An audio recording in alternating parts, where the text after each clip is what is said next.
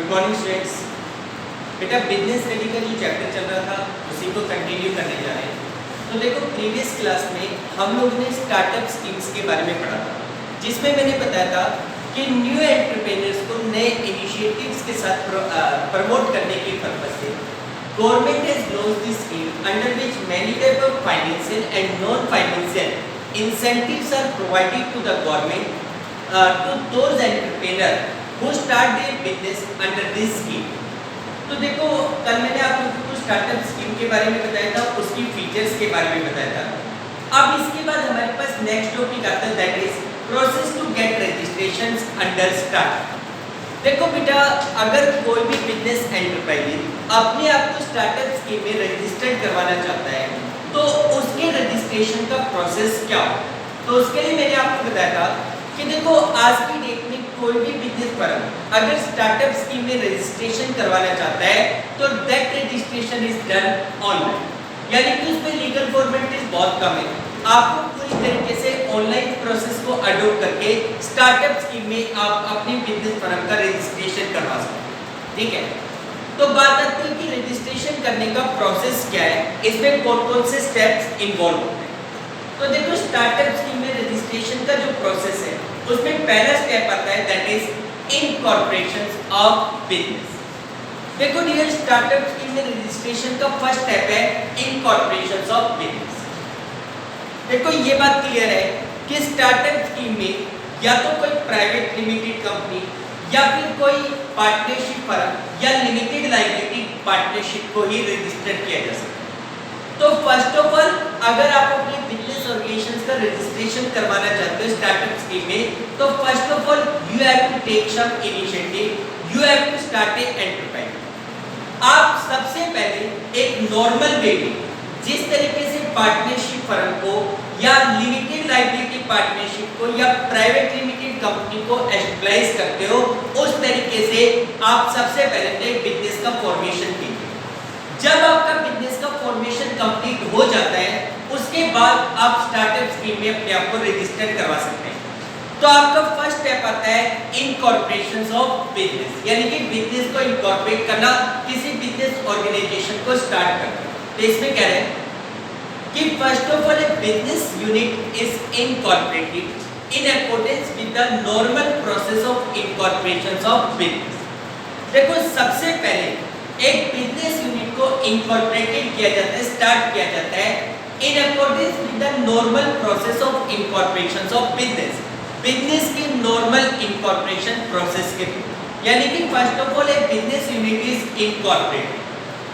This business unit can be private limited company, partnership firm और limited liability partnership. यानी कि ये जो बिजनेस कंसर्न होगा, ये जो बिजनेस ऑर्गेनाइजेशन होगा, वो किसी पार्टनरशिप फर्म के रूप में, प्राइवेट लिमिटेड कंपनी के रूप में या लिमिटेड लायबिलिटी पार्टनरशिप के रूप में एस्टेब्लिश किया जाएगा। फर्स्ट ऑफ ऑल इस प्रकार की कोई बिजनेस कॉर्पोरेशन, बिजनेस ऑर्गेनाइजेशन आप एस्टेब्लिश करोगे, after that it will be registered under startup scheme. ठीक है, फिर सेकंड स्टेप आता है go to the startup India website. देखो स्टार्टअप इंडिया वेबसाइट के ऊपर जाओ। मैंने आपको बताया कि आज की डेट में अगर कोई भी बिजनेस ऑर्गेनाइजेशन स्टार्टअप स्कीम में रजिस्ट्रेशन करवाना चाहता है तो उसके लिए गवर्नमेंट का ऑनलाइन पोर्टल है। आप लोग स्टार्टअप इंडिया वेबसाइट के ऊपर जाइए। ठीक है, उस वेबसाइट के ऊपर फर्म का नेम और अदर इंफॉर्मेशन को फिलअप करने के लिए कहा। आप उन सभी इंफॉर्मेशन को उस साइट के ऊपर फिलअप कर दीजिए। तो सेकंड स्टेप आता है go to startup India website, यानी कि go to startup India website के ऊपर जाना। तो इसमें कह रहे हैं कि to get the registration of a business unit done in form of startup one will have to go to the startup India website. किसी भी बिजनेस ऑर्गेनाइजेशन को स्टार्टअप इंडिया स्कीम में रजिस्टर्ड के लिए, स्टार्टअप स्कीम में registration के लिए startup India website को विजिट करना पड़ेगा। Here the required information will be filled in the available form। यहाँ पे आपको एक रजिस्ट्रेशन फॉर्म मिलेगा। You have to fill the required information in that registration form। उस रजिस्ट्रेशन फॉर्म में जो भी नेसेसरी इंफॉर्मेशन है उन नेसेसरी इंफॉर्मेशन को फिलअप करना पड़ेगा। Necessary information are to be filled in the given form. उसके बाद थर्ड पॉइंट आएगा, दैट इज अपलोडिंग डॉक्यूमेंट्स। देखो अपलोडेड डॉक्यूमेंट्स का मतलब क्या होता है कि देखो after filling the required application form on the startup website, now you have to upload some form. देखो जो बिजनेस कंसर्न अपने आप को स्टार्टअप स्कीम में रजिस्टर करवाना चाहते हैं, for such a business organisation there is need to upload some form, यानी कि उनके कुछ फॉर्म्स होते हैं। These forms if available are also to be uploaded on that website, यानी कि उस वेबसाइट के ऊपर इन फॉर्म को भी अपलोड करवाना पड़ेगा। देखो फॉर्म के रूप में आपके पास बिजनेस का डिस्क्रिप्शन, बिजनेस के रजिस्ट्रेशन का सर्टिफिकेट, लेटर ऑफ रिकमेंडेशन, ये कुछ फॉर्म्स होते हैं, ये कुछ डॉक्यूमेंट्स होते हैं which are to be uploaded. तो इसमें कह रहे हैं along with the forms available on the website, the following documents also have to be uploaded, यानी कि along with the form available on the website, भाई वेबसाइट के ऊपर जो फॉर्म अवेलेबल है उनके साथ साथ necessary documents are also to be uploaded. कुछ नेसेसरी डॉक्यूमेंट्स को भी आपको अपलोड करना पड़ेगा, लाइक लेटर ऑफ रिकमेंडेशन। देखो लेटर ऑफ रिकमेंडेशंस का मतलब क्या होता है कि किसी भी ऑथराइज्ड ऑफिसर से रिकमेंडेशंस लेटर लेना पड़ेगा कि भाई हम लोग इस बिजनेस को स्टार्टअप स्कीम में रिकमेंड करते हैं।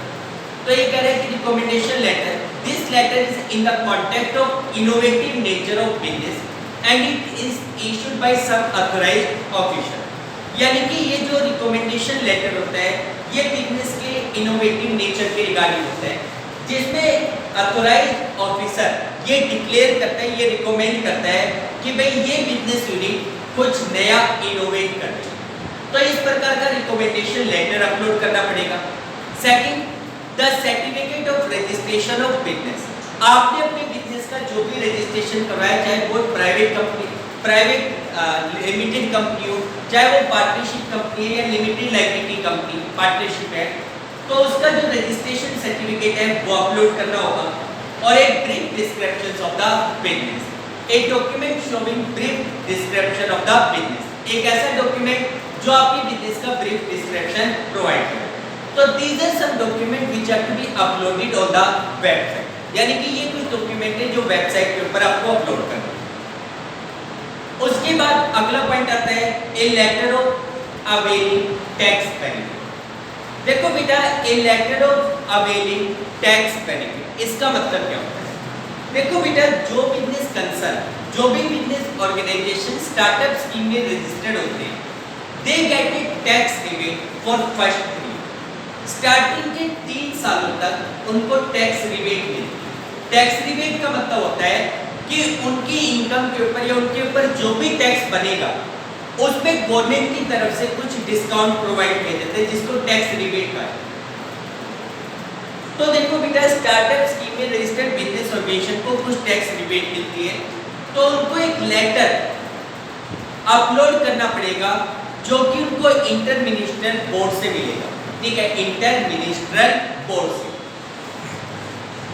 तो इस पॉइंट में ये कह रहे हैं कि there is a provision of rebate in income tax up to 3 years to a start, यानी कि किसी भी स्टार्टअप बिजनेस को फर्स्ट 3 इयर्स तक इनकम टैक्स रिबेट अवेलेबल होती है। In order to avail this rebate it is necessary for the startup to get certified from the inter ministerial board.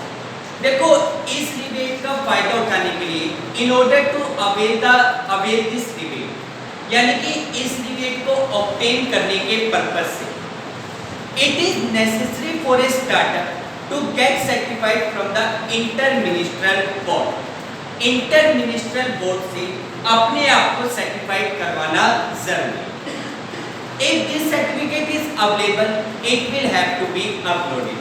अगर startup business के पास इस प्रकार का सर्टिफिकेट अवेलेबल है, तो that certificate is also to be uploaded. उस certificate को भी अपलोड करना पड़ेगा। उसके बाद अगला पॉइंट आता है सेल्फ सर्टिफाइड कंडीशंस। देखो बेटा, इसके बाद कुछ सेल्फ सर्टिफाइड कंडीशंस पूरी करनी होगी। देखो जैसे हम लोग क्या करते हैं कि आज हम किसी कोर्स में रजिस्ट्रेशन करवाते हैं तो हमारे जो मार्कशीट या डॉक्यूमेंट्स होते हैं हम उनको स्कूल से सर्टिफाइड करवाते हैं, ठीक है, स्कूल की स्टैंप लगवाते हैं, प्रिंसिपल के साइन करवाते हैं, फिर वो अटेस्टेड कॉपी ही वैलिड होती है। लेकिन अब स्टार्टअप स्कीम में जो भी बिजनेस कंसर्न अपने आप को रजिस्ट्रेशन करवाना चाहते हैं उनको कुछ सेल्फ सर्टिफाइड डॉक्यूमेंट या कंडीशंस को पूरा करना पड़ेगा जिसको वो लोग खुद अटेस्टेड करते हैं। तो देखो इसमें कह रहे हैं सेल्फ सर्टिफाइड कंडीशंस, तो इसमें कह रहे हैं कि now the entrepreneur himself will have to certify the following condition. अब उस एंटरप्रेन्योर को खुद ही कुछ कंडीशन को सर्टिफाइड करना पड़ेगा। कौन कौन सी condition? The type of the business unit, यानी कि उसको ये सर्टिफाइड करना पड़ेगा कि भाई मेरा बिजनेस एक पार्टनरशिप है या लिमिटेड लाइबिलिटी पार्टनरशिप है या कोई प्राइवेट लिमिटेड कंपनी है। तो टाइप ऑफ बिजनेस यूनिट को सेल्फ सर्टिफाइड करना पड़ेगा। ड्यूरेशन ऑफ एस्टेब्लिशमेंट, उसको खुद लिखना पड़ेगा कि भाई मेरे बिजनेस को एस्टेब्लिश किए हुए कितना टाइम पीरियड हो गया, क्योंकि आप लोगों को पता है कि कोई भी बिजनेस ओकेशन जनरल केसेस में 7 ईयर से ज़्यादा और बायोटेक्नोलॉजिकल बिजनेस यूनिट के केस में 10 ईयर से ज़्यादा का उसका टाइम पीरियड नहीं होना चाहिए। तो उसको ड्यूरेशन ऑफ एस्टेब्लिशमेंट को भी सर्टिफाइड करना पड़ेगा। The quantum of turnover, quantum का मतलब होता है अमाउंट, वैल्यू ऑफ टर्नओवर, यानी कि हर साल कंपनी का टर्नओवर कितने का है, क्योंकि आपको पता है जिन बिजनेस यूनिट का टर्नओवर पर ईयर 100 करोड़ रुपए से ऊपर का है वो स्टार्टअप स्कीम का फायदा नहीं ले सकते। तो क्वांटम ऑफ टर्नओवर, आपके टर्नओवर का अमाउंट क्या है? Innovative nature of business, business का इनोवेटिव नेचर क्या है, यानी कि बिजनेस कौन सी नई चीज डेवलप करने जा रहा है, कौन सी नई चीज के ऊपर वर्क कर रहा है। और status of splitting and reconstruction, आपका बिजनेस किसी स्प्लिट आउट, स्प्लिट का मतलब होता है टूटना, ठीक है भाई, किसी पार्टनरशिप के स्प्लिटिंग या रिकंस्ट्रक्शन का रिजल्ट तो नहीं है। ये चीज भी डिक्लेयर करनी पड़ेगी कि भाई आपका जो बिजनेस कंसर्न है वो किसी स्प्लिट या रिकंस्ट्रक्शन का रिजल्ट नहीं। तो these are some condition which are to be fulfilled by the startup business, यानी कि जो बिजनेस कंसर्न अपने आप को स्टार्टअप स्कीम में रजिस्टर्ड करवाना चाहते हैं उनको ये सेल्फ सर्टिफाइड कंडीशन फिलअप करनी पड़ेगी। उसके बाद अगला पॉइंट आता है गेटिंग रिकॉग्नाइजेशन नंबर। देखो जब ये सारी कंडीशंस पूरी हो जाती है, when all the above conditions are satisfied, then the company then the business concern will get a recognition number. तब उस बिजनेस को एक रिकॉग्नाइजेशन नंबर मिल जाएगा and it can start its business under this scheme. तो कह रहे हैं कि when the above process gets completed, the applicant gets the startup recognition number. जब ये सारी प्रोसेस कंप्लीट हो जाती है तो जो एप्लीकेंट है उसको स्टार्टअप रिकॉग्नाइजेशन नंबर मिलेगा। The applicant gets the startup recognition number. The certificate of recognition is issued after scrutinising all the documents. देखो रिकॉग्नाइजेशन का जो सर्टिफिकेट है वो तब इशू किया जाता है जब सभी डॉक्यूमेंट की स्क्रूटिनाइज की जाए, यानी कि सभी डॉक्यूमेंट के स्क्रूटिनाइजिंग के बाद ही, स्क्रूटिनाइजिंग का मतलब होता है चेकआउट करना, उनको सर्टिफाइड करना। सभी डॉक्यूमेंट्स को चेकआउट करने के बाद सर्टिफिकेट ऑफ रिकॉग्नाइजेशन इशू किया जाता है। It should be borne in mind that there is a provision of heavy fine if the information submitted is wrong and documents are fake. इस चीज का स्पेशल ध्यान रखना है कि अगर किसी भी बिजनेस कंसर्न ने कोई भी फॉल्स इंफॉर्मेशन या फेक डॉक्यूमेंट्स के बिहाफ के ऊपर रजिस्ट्रेशन करवाने की कोशिश की तो there is a provision of heavy penalty, बहुत ज्यादा पेनल्टी का प्रोविजन, ठीक है बेटा। तो this is the process of registration of under startup scheme. अब बात आते हैं ways to fund startup. Veg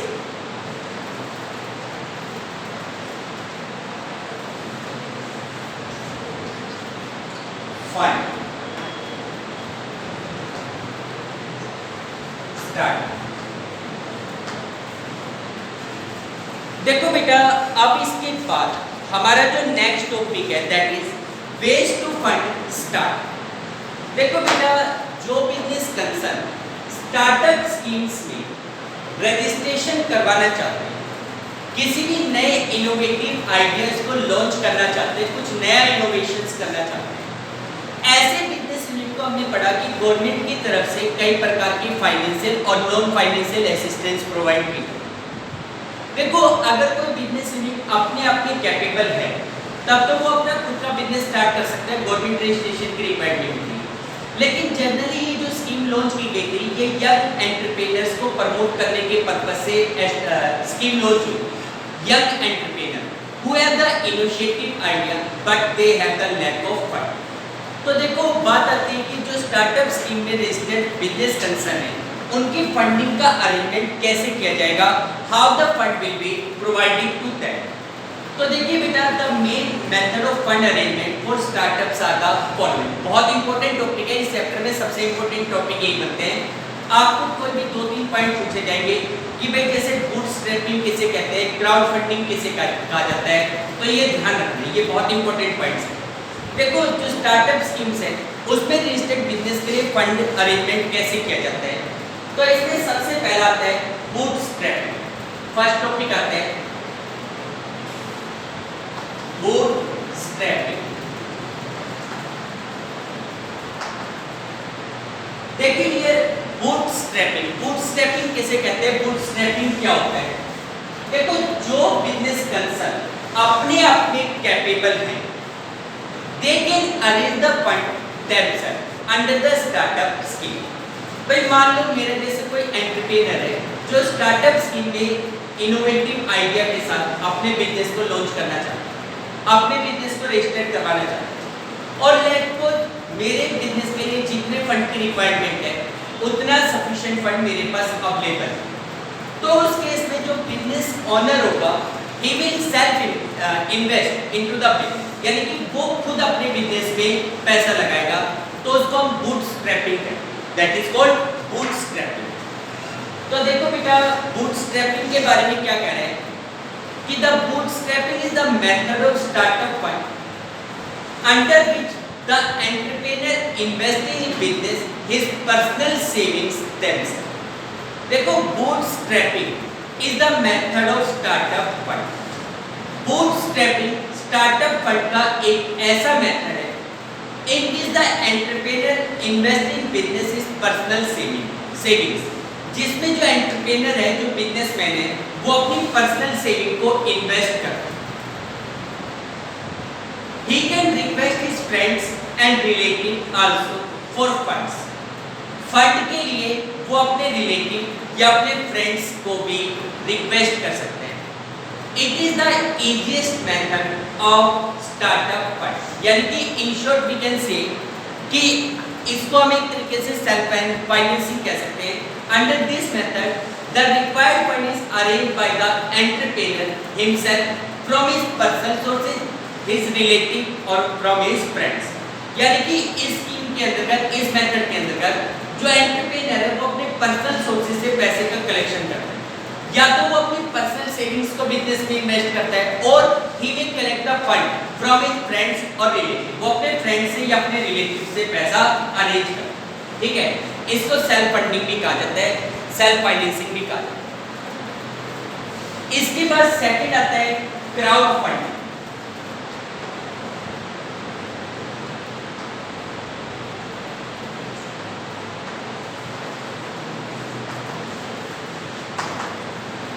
देखो बेटा स्टार्टअप फंड का जो सेकंड मेथड है दैट इज क्राउड फंडिंग। देखो बेटा क्राउड फंडिंग का मतलब क्या होता है कि इस मेथड के अंतर्गत the startup entrepreneur collect the money from public gradually, यानी कि धीरे धीरे पब्लिक से पैसा कलेक्ट करता है। देखो under this funding method the startup entrepreneur provide his information on the internet. वो क्या करता है कि अपने बिजनेस के रिगार्डिंग जितनी भी इंफॉर्मेशन होती है वो सारी इंटरनेट के ऊपर डालता है। ठीक है, और उसके बाद पब्लिक से रिक्वेस्ट करता है टू इन्वेस्ट द फंड। अब उसमें क्या होता है कि जैसे कोई भी बंदे हैं वो उस साइट के ऊपर जाते हैं, जैसे वो स्टार्टअप फंड को स्टार्टअप बिजनेस के बारे में सर्च करते हैं। मान लो कोई बिजनेस यूनिट सामने है, मेरे जैसे बंदे इंटरनेट के ऊपर सर्च कर रहे हैं, उस सर्च में मुझे किसी स्टार्टअप बिजनेस के बारे में पता चला, मैंने उसके आइडिया, उसकी इंफॉर्मेशन को पढ़ा, मुझे लगता है कि भाई ये बिजनेस ऑर्गेनाइजेशन आने वाले टाइम में बहुत अच्छा बिजनेस करने वाला है, इसमें प्रॉफिट पॉसिबिलिटी बहुत ज़्यादा है, ऐसे बिजनेस में पैसा लगाना चाहिए। तो मेरा जैसा बंदा कोई उसमें फंड इन्वेस्ट करेगा, इसी प्रकार से ऑल ओवर द वर्ल्ड लोग उसमें से थोड़ा थोड़ा पैसा लगाएंगे।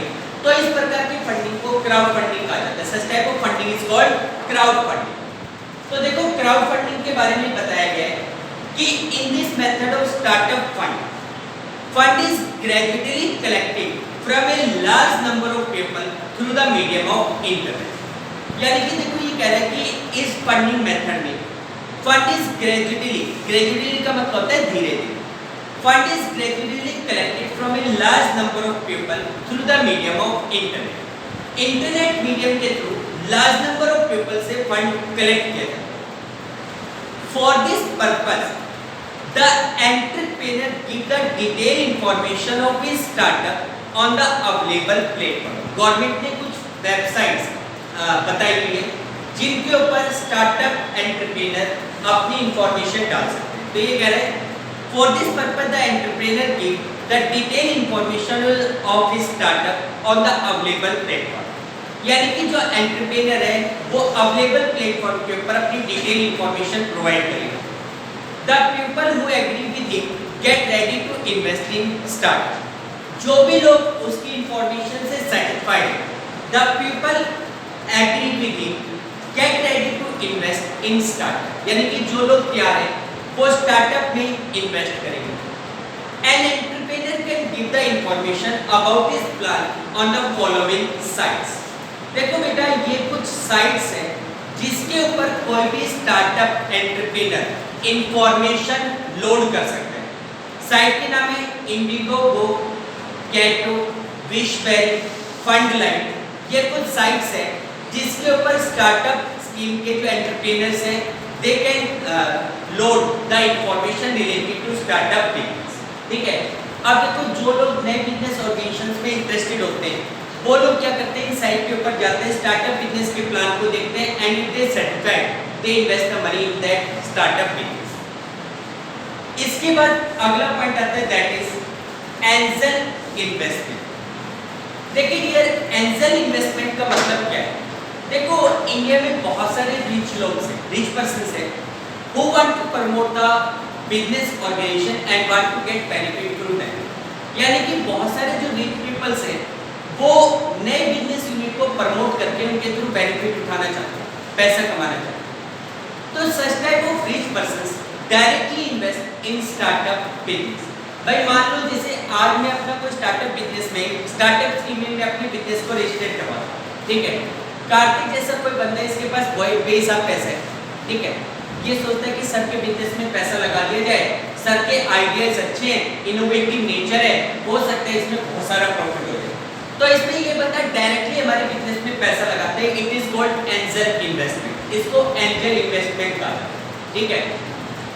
तो देखो बेटा एंजल इन्वेस्टमेंट के बारे में बताया गया है कि angel investment is the method of startup fund. Angel investment startup fund का मेथड है under which the rich people having interest in the development of startup get ready to invest in this business। देखो angel investment startup fund का method है जिसके अंतर्गत rich persons having interest in the development of startup, rich person जिनका startup development में interest होता है, get ready to invest in this business. वो लोग ऐसे बिजनेस में पैसा लगा। Following are the main angel investors in India. India के कुछ एंजल इन्वेस्टर्स के बारे में बताया गया है जो मेनली स्टार्टअप स्कीम्स में पैसा लगाते हैं। Indian angel network, Hyderabad angels, Mumbai angels, ये कुछ नाम दिए गए जो स्टार्टअप स्कीम्स में पैसा लगाते हैं। उसके बाद नेक्स्ट आता है दैट इज वेंचर कैपिटल। देखो बेटा वेंचर कैपिटल ये क्या होता है। देखो वेंचर, पहले तो वेंचर को समझो। वेंचर का मतलब होता है कोई भी रिस्की सौदा, रिस्की मैटर, ठीक है, जिसको हम वेंचर बोलते हैं। देखो बेटा एक बात आप मान के चलो, आप लोगों को फर्स्ट चैप्टर में स्टार्टिंग में बिजनेस स्टडी में पढ़ाया गया था कि जिस बिजनेस में रिस्क होते हैं उसमें प्रॉफिट की पॉसिबिलिटी ज़्यादा होती है। इवन हमने पढ़ा था कि भाई मैक्सिमम रिस्क मैक्सिमम प्रॉफिट। जितना ज्यादा बिजनेस में रिस्क बढ़ता है उतना ही ज्यादा प्रॉफिट की पॉसिबिलिटी भी बढ़ती है। आप सिंपल सी बात लगा के चलो, आज आप एक किसी बिजनेस यूनिट को स्टार्ट कर रहे हो, initially you are starting the business on a large scale या छोटे से स्केल के ऊपर आप बिजनेस स्टार्ट करोगे। अगर आपने अपने बिजनेस में केवल 50,000 इन्वेस्ट किया तो आपका रिस्क भी कितने का होगा, 50 का। अगर आप अपने बिजनेस में 10 लाख रुपए इन्वेस्ट करोगे तो आपका रिस्क भी कितने का होगा, 10 लाख का। जितना ज्यादा रिस्क उतना ही ज्यादा प्रॉफिट। अगर आप 50,000 रुपीज से बिजनेस स्टार्ट करोगे तो प्रॉफिट भी आप 1,000, 2,000, 5,000 कमाओगे। लेकिन अगर आप 10 लाख रुपए से बिजनेस को स्टार्ट करोगे तो आप प्रॉफिट भी ज्यादा कमाओगे। तो मैक्सिमम रिस्क मैक्सिमम प्रॉफिट वाली बात होती है। तो देखो इंडिया में कुछ वेंचर्स कंपनी है। वेंचर्स कंपनी वो कंपनी जो होती है who want to take the risk with the purpose of earning maximum profit। जो ज्यादा प्रॉफिट अर्न करने के लालच में, ज्यादा प्रॉफिट अर्न करने के पर्पस से रिस्की वेंचर में पैसा इन्वेस्ट करते हैं। अब देखो जो स्टार्टअप स्कीम में जो बिजनेस कंसर्न है वो रिस्की मैटर है। अगर वो स्कीम भाई क्योंकि वो नई चीजों को डेवलप कर रहे हैं, अगर वो नई चीज मार्केट में चल गई तो बेनिफिट और नहीं चली तो बर्बाद सब कुछ, ठीक है। तो अब आप देखो कि कुछ वेंचर कैपिटल कंपनीज होती है who directly provide the fund to the startup schemes, यानी कि जो स्टार्टअप बिजनेस में पैसा लगा, क्योंकि वो उनको रिस्क लेना पसंद है। उनको ये पता है कि अगर ये स्टार्टअप बिजनेस चल गया तो बहुत अच्छा खासा प्रॉफिट अर्न कर सकते, ठीक है। तो देखो वेंचर कैपिटल के बारे में बताया गया। Under this method of startup fund the venture capital company invest in the risky but with the possibility of being very much profitable business. यानी कि जो वेंचर कैपिटल कंपनी है they invest in the risky but the very much profitable business, possibility of very much profitable business. वो लोग ऐसे business में जो risky है लेकिन जिसमें बहुत ज्यादा प्रॉफिट होने की पॉसिबिलिटी है, उन बिजनेस में पैसा लगा। Following are the main companies which provide this fund. जो वेंचर कैपिटल कंपनीज है, इंडिया की कुछ कंपनियों के नाम दिए हुए, Nexus venture partners, Helion ventures, Kalaari capital, SL partners, Blume venture, Canaan, Sequoia capital, December ventures. मेरे ख्याल से आप लोगों ने इनमें से किसी का नाम भी नहीं सुना होगा। These are some venture capital companies जो रिस्की बिजनेस ऑपरेशंस में पैसा इन्वेस्ट करते हैं, ठीक है बेटा। आज यहाँ तक कर लो, बाकी कल कंटिन्यू। Okay, thank you.